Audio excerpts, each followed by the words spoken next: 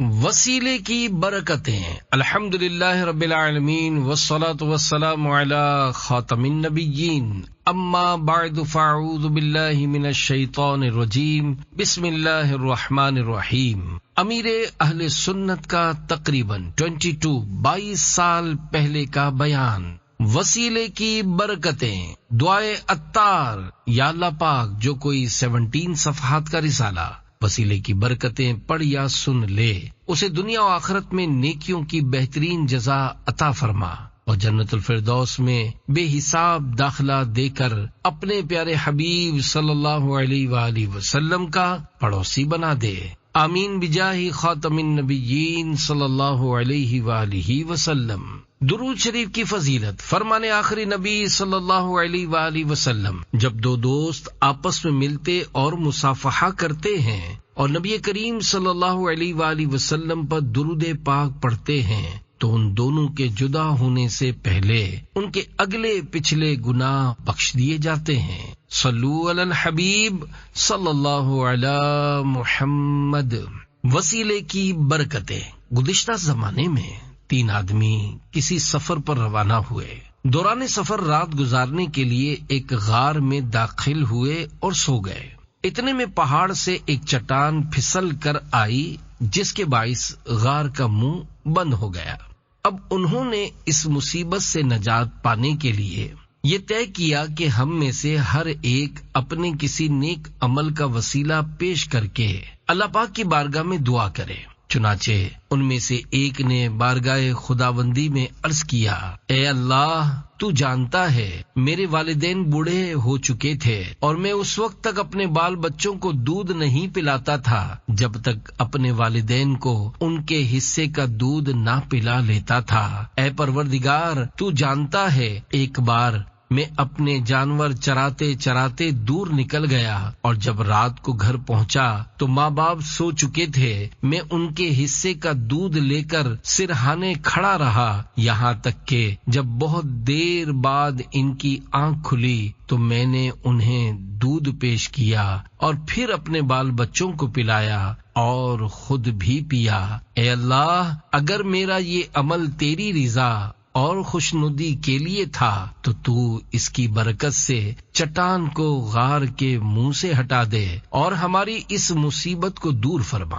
اس دعا کی برکت سے چٹان غار کے منہ سے کچھ سرک گئی مگر نکلنے کا راستہ نہ بنا۔ دوسرے شخص نے عرض کی، اے اللہ، میں اپنی چچا زاد بہن سے محبت کرتا تھا اور وہ مجھے لوگوں میں سب سے زیادہ عزیز تھی۔ میں نے اس کے ساتھ برائی کا ارادہ کیا لیکن وہ میرے قابو میں نہ آئی۔ ایک بار جب قحط پڑا تو وہ قحط سالی کا شکار ہو کر مدد حاصل کرنے کے لیے میرے پاس آئی۔ میں نے اس شرط پر اسے 120 دینار یعنی سونے کی اشرفیاں دیں کہ وہ اپنے آپ کو میرے حوالے کرے گی۔ چونکہ وہ بہت مجبور تھی اس لیے میری اس شرط کو پورا کرنے کے لیے راضی ہو گئی۔ آخر کار جب میں اپنی خواہش پوری کرنے پر قادر ہو چکا تھا تو وہ مجھ سے کہنے لگی، اے بھائی، اللہ پاک سے ڈر اور اس مہر کو حق کے بغیر نہ توڑ۔ اے پروردگار، اس کی فریاد کرنے پر میں گناہ سے باز آ گیا اور سونے کی اشرفیاں بھی اسی کو دے دی۔ اگر میرا یہ عمل تیری رضا اور خوشنودی کے لیے تھا تو پھر تو ہم سے اس آفت کو دور کر دے۔ چنانچہ چٹان کچھ مزید سرک گئی مگر اب بھی غار سے نکلنا ممکن نہ تھا۔ اب تیسرے شخص نے اللہ پاک کی بارگاہ میں عرض کی، اے اللہ، تو جانتا ہے میں نے ایک بار چند آدمیوں کو اجرت پر رکھا اور ان سب کو ان کی مزدوری ادا کر دی مگر ان میں سے ایک اپنی مزدوری لیے بغیر چلا گیا۔ میں نے اس کی مزدوری کاروبار میں لگائی یہاں تک کہ اس کا مال کثیر ہو گیا۔ کچھ عرصے بعد وہی مزدور میرے پاس آیا اور اپنی مزدوری کا مطالبہ کیا۔ میں نے اس سے کہا، یہ جو تم بکریاں، گائیں، اونٹ اور غلام دیکھ رہے ہو یہ سب تمہاری مزدوری ہے۔ وہ ایک دم چونک پڑا اور کہنے لگا، اے اللہ کے بندے، میرے ساتھ مذاق مت کرو۔ میں نے اس سے کہا، میں تمہارے ساتھ مذاق نہیں کر رہا، بات دراصل یہ ہے کہ تم مزدوری لیے بغیر چلے گئے تھے تو میں نے تمہاری مزدوری کاروبار میں لگائی جس سے اتنی برکت ہوئی کہ یہ بکریاں، اونٹ، گائے اور غلام وغیرہ جمع ہو گئے۔ اور یہ سب تمہاری مزدوری کی پیداوار ہیں۔ وہ مزدور بہت خوش ہوا اور سارا مال اپنے ساتھ لے گیا، اس نے اس میں سے کچھ بھی نہ چھوڑا۔ اے اللہ، اگر میرا یہ عمل محض تیری رضا کی خاطر تھا تو تو ہمیں اس مصیبت سے نجات عطا فرما۔ چنانچہ وہ چٹان غار کے منہ سے بالکل ہٹ گئی اور وہ تینوں مسافر باہر نکل کر اپنی منزل کی جانب روانہ ہو گئے۔ پیارے پیارے اسلامی بھائیوں، اس واقعے میں ہمارے لیے بے شمار مدنی پھول ہیں۔ مثلاً جب کوئی مصیبت آئے تو ظاہری اسباب اختیار کرنے کے ساتھ ساتھ دعا کی طرف بھی متوجہ ہونا چاہیے، لیکن افسوس ہم اس معاملے میں کوتاہی کا شکار ہیں۔ ہمیں جب کوئی مشکل درپیش آتی ہے تو ہم اسے دور کرنے کی تدبیریں کرتے ہیں اور لوگوں کی خوب منت سماجت کرتے ہیں کہ ہمارا فلاں مسئلہ حل کر دو، مگر اللہ پاک کی طرف رجوع نہیں کرتے۔ اگر ہم میں سے کسی کو نزلہ، کھانسی یا کوئی پریشانی لاحق ہو جائے تو وہ فوراً دوائیں استعمال کرنے لگ جاتا ہے اور پریشانی کو حل کرنے کی تدبیریں کرنے لگتا ہے، لیکن بارگاہ خداوندی میں یوں عرض گزار نہیں ہوتا کہ اے اللہ مجھے نزلہ ہو گیا ہے تو ٹھیک کر دے، اے اللہ مجھے کھانسی ہو گئی ہے تو کرم فرما دے، اے اللہ آج میرا کام میں دل نہیں لگ رہا تو دل لگا دے، اے پروردگار آج مجھے سستی محسوس ہو رہی ہے تو چستی عطا فرما دے، اے اللہ میرا بلڈ پریشر ہائی ہو گیا ہے تو اسے نارمل فرما دے، وغیرہ وغیرہ۔ ذرا سوچئے، اگر ہم دوا کے ساتھ ساتھ دعا سے بھی کام لیں تو اس میں کیا حرج ہے؟ لیکن ہم دعا کی طرف اس وقت متوجہ ہوتے ہیں جب ہمیں ڈاکٹر کہتا ہے کہ اب آپ کے مریض کو دعا کی ضرورت ہے، یعنی جب ڈاکٹر دعا کی طرف رہنمائی کرتا ہے تب ہمیں پتہ چلتا ہے کہ ہمارے مریض کو دعا کی ضرورت ہے۔ اس سے پہلے ہم دعا سے غافل رہتے ہیں۔ اے کاش ہم پہلے سے ہی دعا کرنے والے بن جائیں۔ یاد رکھیے، چاہے کیسا ہی خطرناک مرض کیوں نہ ہو، اللہ پاک کی بارگاہ میں دعا ضرور کرنی چاہیے۔ اللہ پاک نے ہمیں اپنی بارگاہ میں دعا کرنے کا حکم دیا ہے، چنانچہ ارشاد باری تعالی ہے، ادعونی استجب لکم، پارہ 24 سورہ مومن آیت 60۔ ترجمہ کنز ایمان، مجھ سے دعا کرو میں قبول کروں گا۔ کوئی مرض لا علاج نہیں، جیسا کہ حدیث پاک میں ہے، اللہ پاک نے جتنی بھی بیماریاں اتاری ہیں ان کی دوا بھی اتاری ہے۔ ہاں یہ ضرور ہے کہ بعض بیماریوں کے علاج تک ڈاکٹروں کی رسائی نہیں ہو سکی اور وہ ابھی تک ان کا علاج تلاش نہیں کر سکے۔ یاد رہے، اللہ پاک سے بڑھ کر نہ تو کوئی کام بنانے والا ہے اور نہ آئندہ ہو سکتا ہے، لہذا جب بھی کوئی چھوٹی یا بڑی مصیبت پیش آئے، اگرچہ اس مصیبت کا دور ہونا بظاہر ناممکن نظر آتا ہو، مگر ہمیں دعا ضرور کرنی چاہیے۔ بعض اوقات ایسی آفات جن سے نجات پانا ناممکن لگتا ہے، دعا کی برکت سے ان سے رہائی نصیب ہو جاتی ہے۔ جیسا کہ آپ نے بیان کے شروع میں ملاحظہ کیا کہ جب 3 آدمی دوران سفر رات گزارنے کے لیے غار میں داخل ہوئے تو پہاڑ سے ایک چٹان پھسل کر آئی جس کے باعث غار کا منہ بند ہو گیا اور ان مسافروں کا غار سے نکلنا تقریباً ناممکن ہو گیا، مگر ان نیک بندوں نے اللہ پاک کی بارگاہ میں اپنے نیک اعمال کا وسیلہ پیش کر کے دعا مانگی تو ان کا مشکل ترین مسئلہ حل ہو گیا۔ اے عاشقان رسول، پتہ چلا دعا مانگتے ہوئے نیک اعمال کا وسیلہ بھی پیش کیا جا سکتا ہے، لہذا ایسا نیک عمل جو اخلاص کے ساتھ کیا گیا ہو، اگرچہ بظاہر معمولی ہو، مثلا کسی نے رضا الہی پانے کی خاطر نابینا کو سڑک پار کروائی ہو، تو وہ اس نیک عمل کا وسیلہ پیش کر کے بھی دعا مانگ سکتا ہے۔ عمل جتنا دشوار اتنا ہی وزندار۔ پیارے پیارے اسلامی بھائیوں، جو عمل جتنا دشوار ہوگا میزان عمل میں اتنا ہی وزندار ہوگا اور اس کا ثواب بھی اتنا ہی زیادہ ملے گا۔ اسے یوں سمجھیے، مثلا کسی شخص کو کام کاج سے بالکل فرصت تھی، روڈ پر ٹریفک بھی زیادہ نہیں تھی، وہ روڈ پار کر رہا تھا کہ اچانک اسے ایک نابینا دکھائی دیا، چنانچہ اس نے اس نابینا کا ہاتھ پکڑا، خود بھی روڈ کراس کر لیا اور اسے بھی کراس کروا دیا۔ یقیناً اسے اس نیک عمل کا ثواب ملے گا۔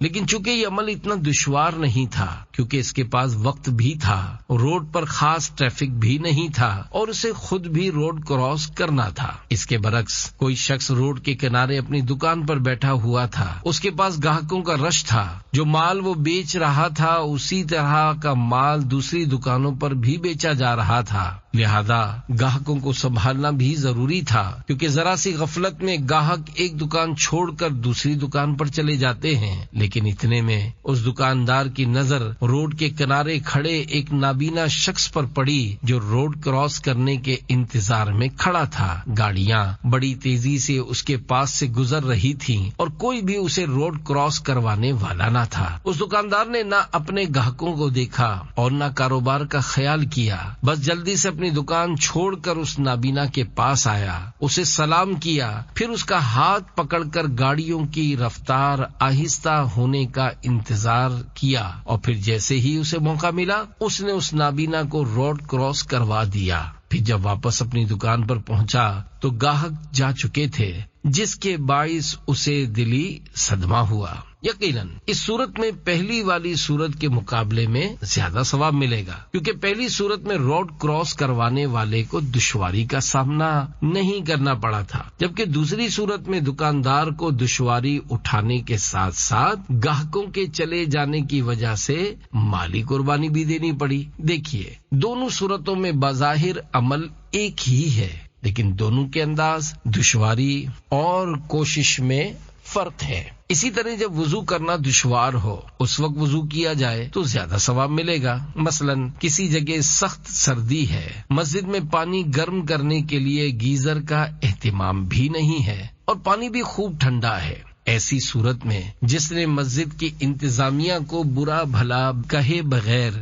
صبر کا دامن تھامتے اور تھر تھراتے ہوئے ٹھنڈے پانی سے وضو کیا، اسے اس شخص کے مقابلے میں زیادہ ثواب ملے گا جس نے گرم پانی سے وضو کیا، کیونکہ سخت سردی میں ٹھنڈے پانی سے وضو کرنا دشوار عمل ہے۔ یوں ہی جس کے لیے قرآن پاک پڑھنا دشوار ہے اسے اس شخص کے مقابلے میں زیادہ ثواب ملے گا جس کے لیے قرآن پاک پڑھنا آسان ہے۔ ماں باپ کا دل خوش کرنا۔ اے عاشقان رسول، آپ نے بیان کی ابتدا میں جو واقعہ پڑھا اس سے یہ بھی معلوم ہوا کہ ماں باپ کا دل خوش کرنا اللہ پاک کے نزدیک پسندیدہ عمل ہے۔ دیکھیے، غار میں داخل ہونے والے 3 افراد میں سے ایک ماں باپ کا کیسا چاہنے والا تھا کہ اپنے بال بچوں کو اس وقت تک دودھ نہیں پلاتا تھا جب تک کہ اپنے بوڑھے ماں باپ کو نہیں پلا دیتا۔ پھر جب ایک رات ماں باپ سو گئے تو ان کے سرہانے دودھ لیے کھڑا رہا، اپنے بچوں کو بھی نہیں پلایا۔ جب ماں باپ بیدار ہوئے تو پہلے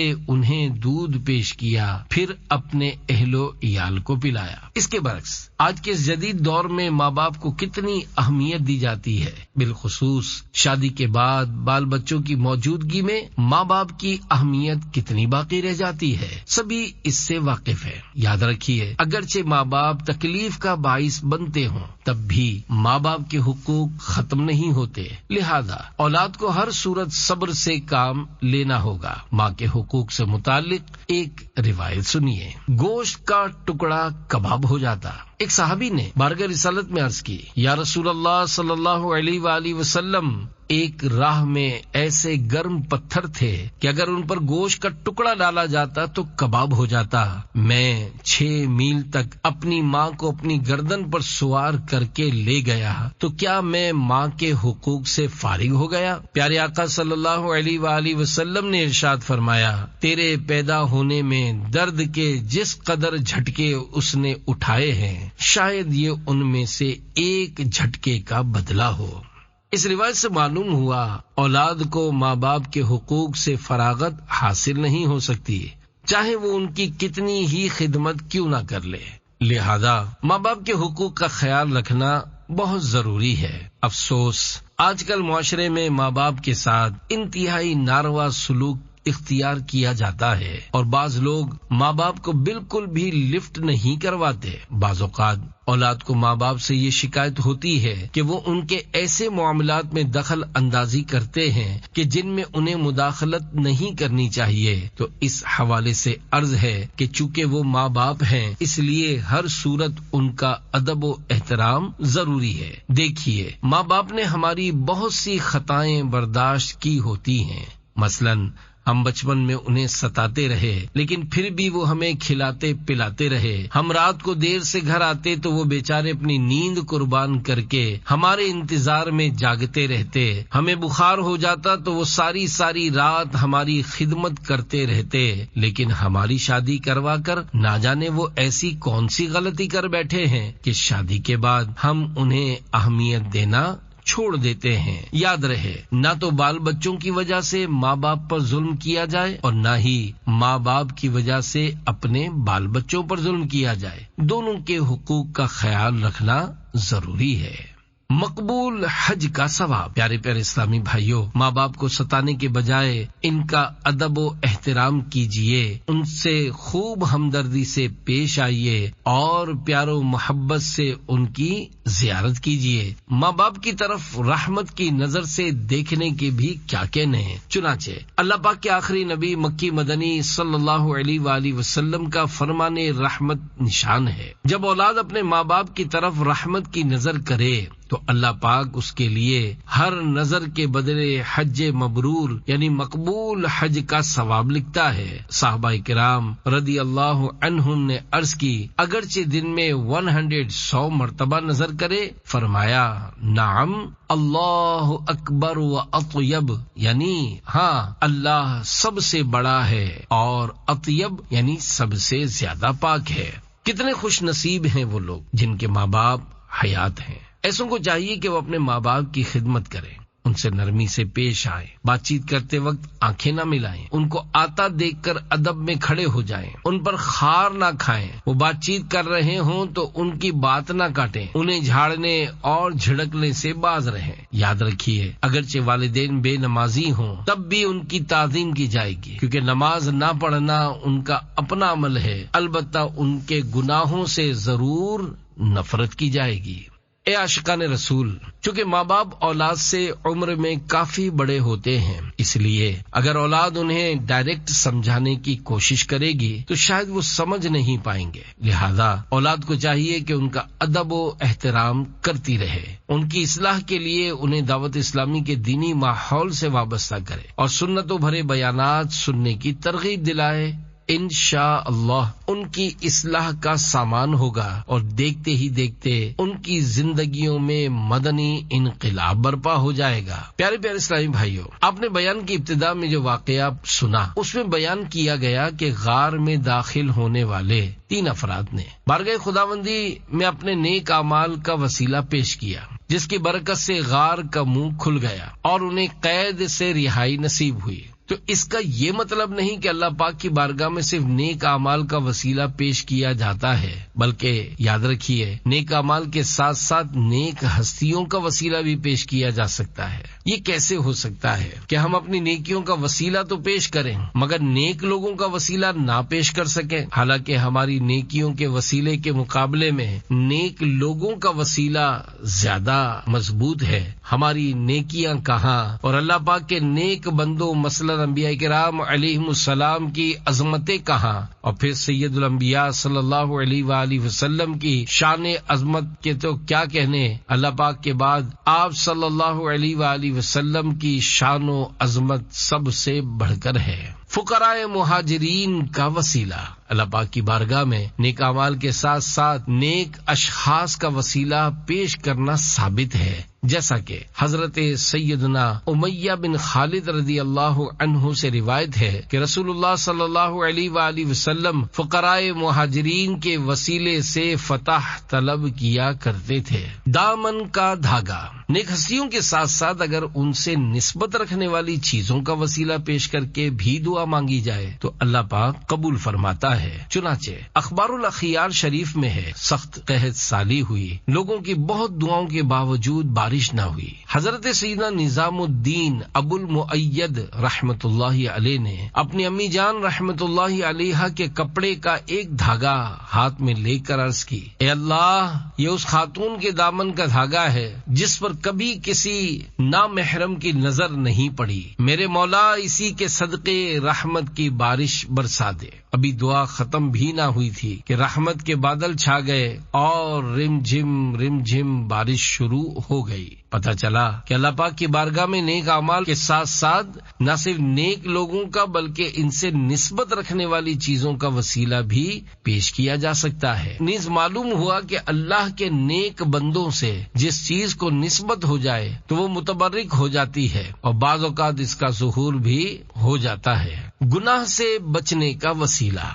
پیارے پیارے اسلامی بھائیوں، غار میں قید ہونے والے دوسرے شخص نے اللہ پاک کی بارگاہ میں اپنے ایک گناہ سے بچنے کا وسیلہ پیش کر کے دعا مانگی تھی، اور وہ گناہ بھی ایسا تھا کہ بدکاری پر قدرت ہونے کے باوجود اللہ پاک کے خوف سے باز رہنا جو کہ نفس پر بہت بھاری ہے۔ اسے یوں سمجھیے کہ کوئی شخص فلم دیکھ رہا ہو اور وہ فلم بھی ایسے موڑ پر پہنچ چکی ہو کہ مزید دیکھنے کا تجسس بڑھ چکا ہو، لیکن اتنے میں اچانک اس کے دل میں خوف خدا پیدا ہو جائے اور اس کے ذہن میں یہ بات آئے کہ میں دعوت اسلامی کے ہفتہ وار سنتوں پر اجتماع میں یہ روایت سنی تھی کہ جو اپنی آنکھوں کو حرام سے پر کرے گا قیامت کے دن اس کی آنکھوں میں آگ بھر دی جائے گی۔ چنانچہ وہ اللہ پاک سے ڈرتے ہوئے فوراً توبہ کر لے اور اسی وقت فلم دیکھنا چھوڑ دے تو اس کا یہ عمل بھی ایک نیکی ہے، اور اپنے اس عمل کا وسیلہ پیش کر کے بھی اللہ پاک کی بارگاہ میں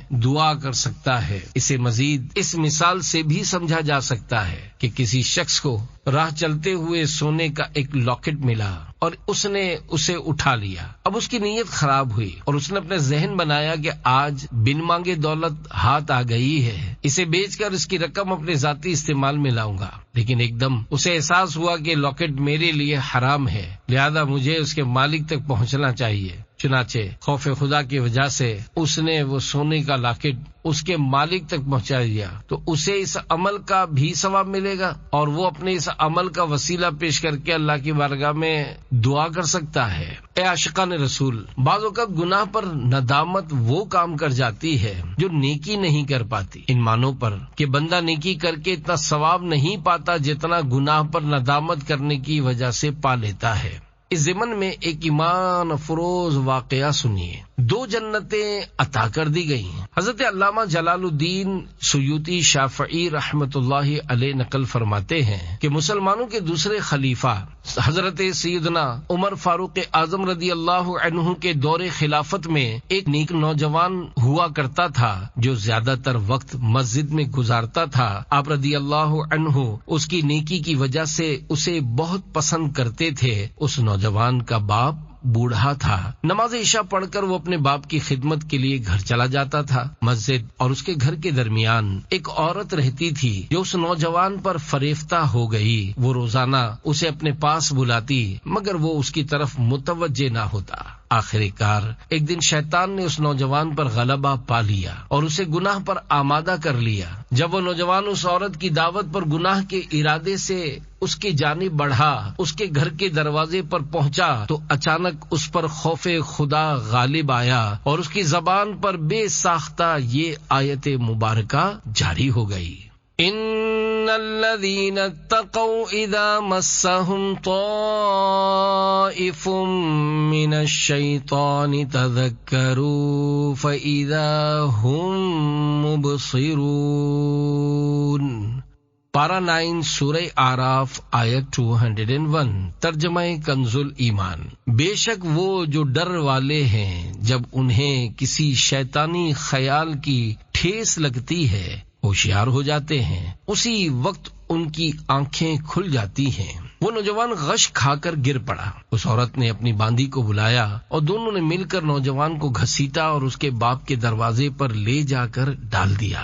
ادھر باپ نے خیال کیا کہ اب تک بیٹا گھر کیوں نہ آیا۔ جب وہ تلاش کے لیے نکلا تو اس نے اپنے بیٹے کو بے ہوش پایا۔ اس نے کچھ لوگوں کی مدد سے بیٹے کو اٹھایا اور گھر لے آیا۔ جب بیٹے کو ہوش آیا تو باپ نے پوچھا، بیٹا کیا بات ہے؟ بیٹے نے سارا واقعہ کہہ سنایا۔ باپ نے بیٹے سے پوچھا، تمہیں کون سی آیت یاد آئی تھی؟ جب اس نے دوبارہ وہی آیت اپنے والد صاحب کو سنائی تو پھر اس پر خوف خدا کا غلبہ ہوا اور وہ بے ہوش ہو کر زمین پر گر پڑا۔ اسے یہ ندامت لاحق ہوئی کہ اس نے ایسے گندے کام کی طرف قدم کیوں اٹھایا۔ جب اسے ہلا کر دیکھا گیا تو خوف خدا کی وجہ سے اس کی جان نکل چکی تھی اور وہ دم توڑ چکا تھا۔ اسے غسل دے کر راتوں رات ہی کفن و دفن کا اہتمام کر دیا گیا۔ صبح جب امیر المومنین سیدنا فاروق اعظم رضی اللہ عنہ کو خبر پہنچی تو آپ اس کے والد کے پاس تعزیت کے لیے تشریف لے گئے۔ فرمایا،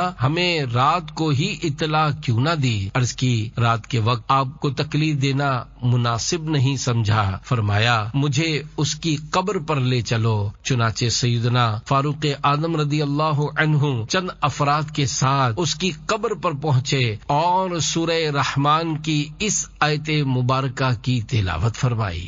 وَلِمَنْ خَافَ مَقَامَ رَبِّهِ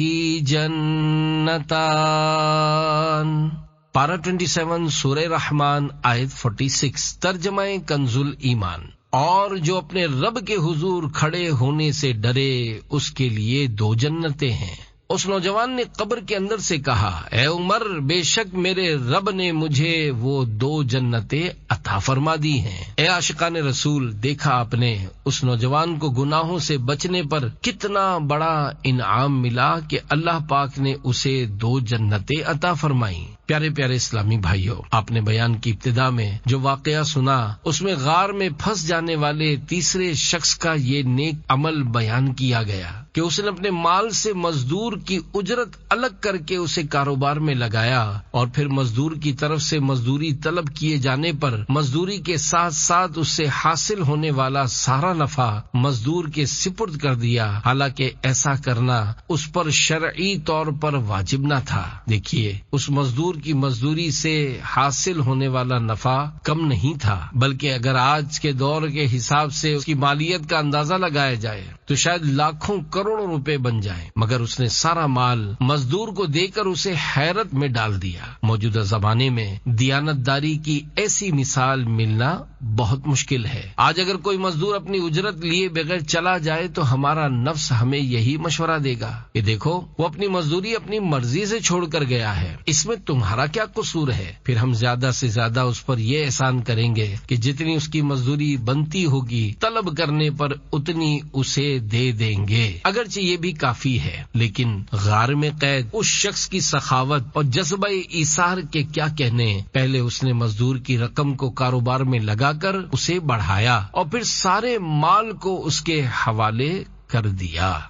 مال کا معاملہ بہت دشوار ہے۔ آج کل سرمایہ دار لوگ زکوٰۃ دینے کے معاملے میں خوب ٹال مٹول سے کام لیتے ہیں۔ بعض اوقات ایسا بھی ہوتا ہے کہ زکوٰۃ کا حقدار سرمایہ داروں کی خوب منتیں اور خوشامدیں کرتا ہے، لیکن وہ اس بیچارے کو بار بار بلا کر دھکے کھلاتے اور پھر اتنا تھوڑا مال دیتے ہیں کہ اس کا گزارا نہیں ہو پاتا۔ بہرحال غار میں قید تیسرے شخص کا مزدور کو نفع سمیت اس کی مزدوری دینے والا عمل اتنا عظیم اور زبردست تھا کہ جب اس نے اپنے اس نیک عمل کا وسیلہ پیش کر کے اللہ پاک سے دعا مانگی تو اس کی برکت سے چٹان غار کے منہ سے بالکل ہٹ گئی اور وہ تینوں مسافر آسانی کے ساتھ غار سے باہر نکل آئے۔ محال عادی یعنی ناممکن کی دعا نہیں کرنی چاہیے۔ پیارے پیارے اسلامی بھائیوں، جب کبھی کوئی پریشانی آئے، چاہے چھوٹی ہو یا بڑی، اس کے حل کے لیے تدبیر کرنا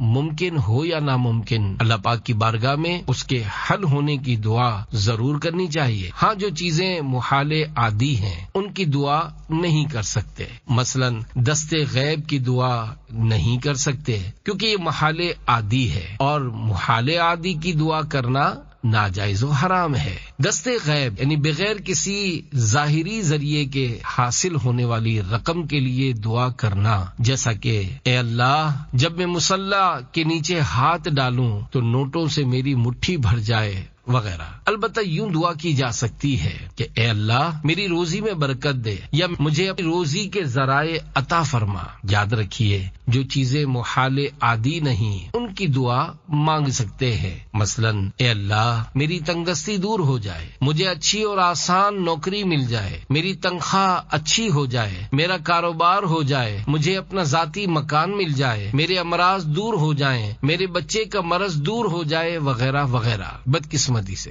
ہمارے دعا کی طرف رجحان کم جبکہ تدبیر کی طرف زیادہ ہوتا ہے۔ ہم ظاہری اسباب کی طرف بہت زیادہ بھاگتے ہیں، حالانکہ اگر ہماری نظر خالق اسباب پر ہو جائے تو اسباب دوڑتے ہوئے ہمارے پاس پہنچ جائیں گے۔ اے عاشقان رسول، کسی مشکل کے حل کے لیے اللہ پاک کے نیک بندوں سے فریاد کرنے میں بھی کوئی مذائقہ نہیں، اور پیارے آقا مکی مدنی مصطفیٰ صلی اللہ علیہ وآلہ وسلم تو نیک بندوں کے سردار ہیں، لہذا آپ صلی اللہ علیہ وآلہ وسلم سے فریاد کرنے میں بھی کوئی حرج نہیں۔ اللہ پاک نے اپنے پیارے حبیب صلی اللہ علیہ وآلہ وسلم کو بہت سی طاقتیں عطا فرمائی ہیں اور وہ ہماری فریاد رسی کر سکتے ہیں۔ دیکھیے جب ہم ڈاکٹر صاحب سے گزارش کرتے ہیں کہ ڈاکٹر صاحب ہمارے بچے کو ٹھیک کر دیجئے، تو اللہ پاک کے پیارے حبیب صلی اللہ علیہ وآلہ وسلم جو کہ طبیبوں کے طبیب ہیں، اگر ان کی بارگاہ میں کوئی امتی تڑپ کر فریاد کرے کہ یا رسول اللہ صلی اللہ علیہ وآلہ وسلم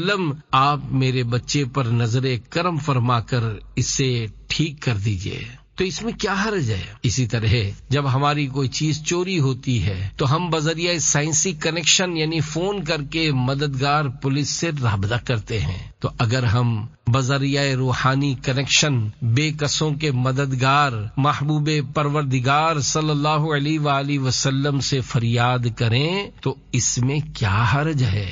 واللہ وہ سن لیں گے، فریاد کو پہنچیں گے، اتنا بھی تو ہو کوئی جو آہ کرے دل سے۔ پیارے پیارے اسلامی بھائیوں، علم دین سیکھنے سکھانے اور پیارے آقا صلی اللہ علیہ وآلہ وسلم کی پیاری پیاری سنتوں پر عمل کا جذبہ پانے کے لیے عاشقان رسول کی دینی تنظیم دعوت اسلامی کے قافلوں میں سفر کو اپنا معمول بنا لیجئے۔ ہر اسلامی بھائی زندگی میں ایک ساتھ 12 ماہ، ہر 12 ماہ میں 1 ماہ اور ہر مہینے میں کم از کم 3 دن کے قافلے میں سفر کرے، نیز ممکن ہو تو قافلہ کورس کر لیجئے تاکہ قافلہ تیار کرنے میں زیادہ مشکل پیش نہ آئے، اور ان سب دینی کاموں پر استقامت پانے کے لیے نیک اعمال پر عمل کیجیے۔ روزانہ نیک اعمال کا رسالہ پر کر کے ہر ماہ کی پہلی تاریخ کو اپنے یہاں کے ذمہ دار کو جمع کروانے کا معمول بنا لیجیے۔